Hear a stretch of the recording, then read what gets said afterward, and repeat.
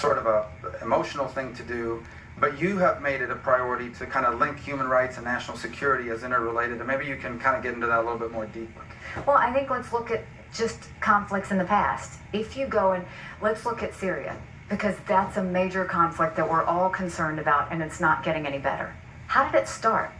You had a group of 13 to 15-year-old boys that were having fun, that happened to spray something against their government, which really wasn't that bad, on a wall.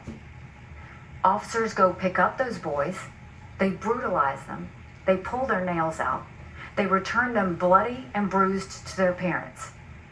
And what would parents do? They got upset. They went out to the streets and started complaining about what happened, and other parents joined them. And through those situations, we're now dealing with conflict. Go back to Tunisia.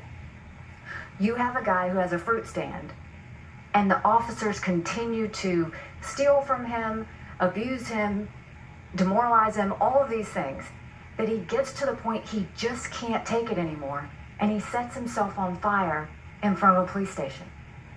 It set off the Arab Spring. So you have to always look at how a government treats their people.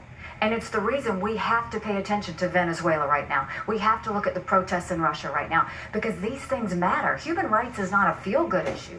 It truly is the root cause of conflict. And so they had not talked about that in the Security Council. During my presidency in April, I made it a key issue that human rights needed to be talked about.